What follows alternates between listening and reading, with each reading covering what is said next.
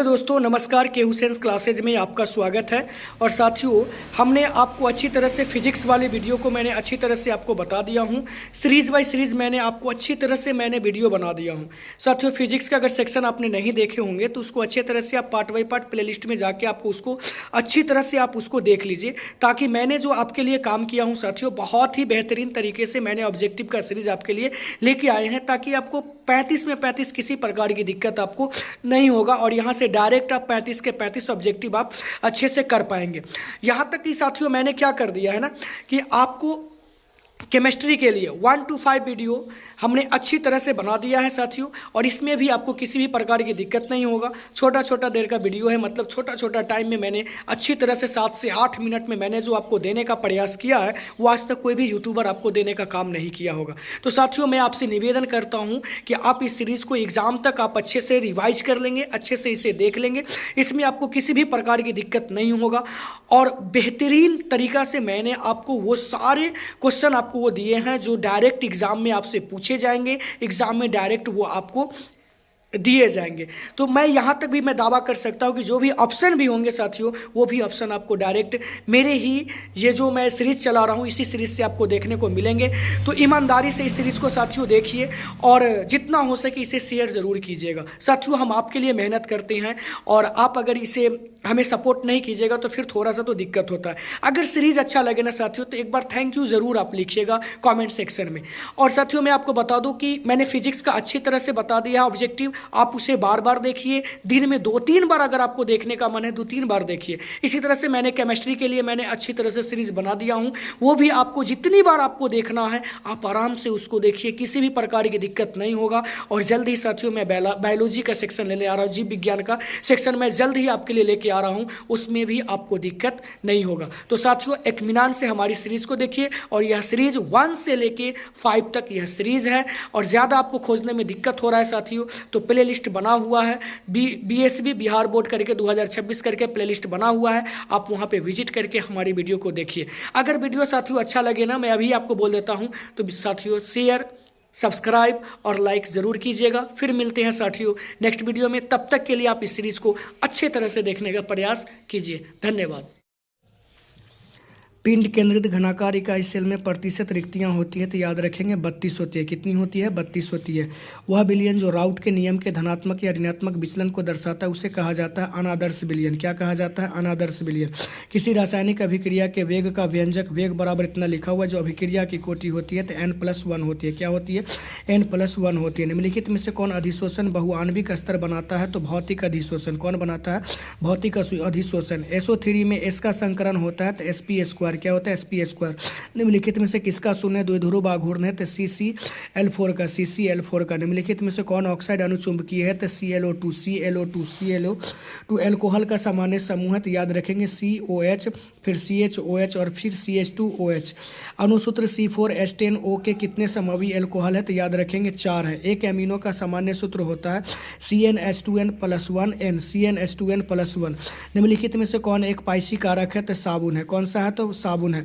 हीरा निम्नलिखित में से किस प्रकार का रवा है? तो सहसंयोजक रवा है। किसी विलयन के सांद्रता को व्यक्त करने का कौन सा तापक्रम पर निर्भर नहीं करता? याद रखेंगे मोललता पर। आयनीकरण का सिद्धांत किसने ने दिया था? तो अर्हेनियस ने दिया था। कौन दिया था? तो अर्हेनियस ने दिया था। निम्नलिखित धातुओं में से किसके निष्कर्षण में विद्युत धातुकर्म का उपयोग होता है? तो याद रखेंगे सोडियम का होता है। निम्नलिखित में से कौन ऑर्थोफॉस्फोरिक अम्ल का अणुसूत्र है? H3PO4। कौन होता है? H3PO4। क्लोरोरोटेन बनता है जब क्लोरोफॉर्म की अभिक्रिया होती है एसीटोन से। किससे होती है? एसीटोन से होती है। क्लोरोफॉर्म जिंक और जल के द्वारा अवकरण से बनता है तो मीथेन बनता है। निम्नलिखित में से कौन सा संयोजक ठोस है? तो हीरा है। लोहे का मुख्य ऑक्साइड अयस्क होता है तो हेमेटाइट होता है। निम्नलिखित में से कौन द्विध्रुवीय यौगिक है? SO2 है। SO2 है। ब्यूटेन डू ऑयल एक है, तो याद रखेंगे सेकेंडरी एल्कोहल है। कौन सा है? Secondary alcohol. NaCl के जलीय घोल में विद्युत अपघटन से कैथोड पर निम्नलिखित में से कौन सा मुक्त होता है? हाइड्रोजन मुक्त होता है। निम्नलिखित में से कौन कैनिजारो अभिक्रिया देता है? तो HCHO। CH3 CH3 CH3 NH3 का आयुपेक नाम है, याद रखेंगे अच्छे तरह से इसको देख लीजिए। प्रोपेनेल और 2 एमीन है, प्रोपेनेल 2 एमीन है। निम्नलिखित में से कौन कार्बोहाइड्रेट प्राकृतिक प्रचुर मात्रा में पाया जाता है, तो याद रखेंगे सेल्यूलोज। ये सारे साथियों ना VVI क्वेश्चन है जो आपके डायरेक्ट 35 के 35 ऑब्जेक्टिव यहाँ से आपको बन जाएंगे, आपको टेंशन लेने की ज़रूरत नहीं है। घनाकार क्रिस्टल के बेब्रेस जालकों की संख्या होती है, याद रखेंगे 14 होती है। निम्नलिखित में से किस दोष के कारण क्रिस्टल के घनत्व में कमी होती है, तो शॉर्टकी दोष के कारण। मोललता को व्यक्त किया जाता है तो मोल प्रति लीटर में, किसमें मोल प्रति लीटर में। किसी तनु घोल का अनुसंख्यक गुणधर्म निर्भर करता है तो विलय के कणों की संख्या पर, किस पर, विलय की कणों की संख्या पर। किसी भी विलयन की सांद्रता घटने के साथ निम्नलिखित में से क्या परिवर्तन होता है, तो मोलर चालकता बढ़ाती है, मोलर चालकता बढ़ाती है। निम्नलिखित में से कौन प्राथमिक सेल नहीं है, तो याद रखेंगे लेड संचयक जो है वो प्राथमिक सेल नहीं है, लेकिन लेकांसे सेल, मरकरी सेल और गैल्वेनी सेल ये सब प्राथमिक सेल है, याद रखेंगे। निम्नलिखित में से कौन कारक अभिक्रिया की दर को प्रभावित करता है, तो याद रखेंगे दाब को, ताप को और सांद्रण को, दाब को, ताप को और सांद्रण को। जो पदार्थ जल का पृष्ठ तनाव कम कर देता है कहलाता है उत्प्रेरक, क्या कहलाता है, उत्प्रेरक। निम्नलिखित में से कौन जल में कोलाइडी विलयनों का निर्माण करता है, तो स्टार्च निर्माण करता है। निम्नलिखित में से कौन पाइसी कारक है, तो साबुन है, कौन सा है, तो साबुन है। कैलेमाइन निम्नलिखित में से किस धातु का अयस्क है, तो जिंक का है, किसका है, जिंक का है। थॉर्मेट विधि में निम्नलिखित में से कौन अवकारक है, तो एल है, एल है, एल्युमिनियम है। लोहा धातु के निष्कर्षण के लिए दरमियान निम्नलिखित में से कौन सा धातुमल के रूप में प्राप्त होता है, तो CaSi2, कौन होता है, तो CaSi2। सबसे कम क्वथनांक वाली गैस होती है, तो याद रखेंगे हीलियम होती है, कौन होती है, हीलियम होती है। ऑक्सीजन और ओजोन है तो अपर रूप है, अपर रूप है। निम्नलिखित में से कौन द्विभाषमिक अम्ल है, तो H2PO2, H2PO2। संक्रमण तत्वों का स्थान आवर्त सारणी के अंतर्गत होता है, तो D ब्लॉक में, D ब्लॉक में। निम्नलिखित में से किन तत्वों में 4f कक्षकों में इलेक्ट्रॉन क्रमबद्ध रूप से भरता है, तो लेंथेनाइड में, किसमें, लेंथेनाइड में।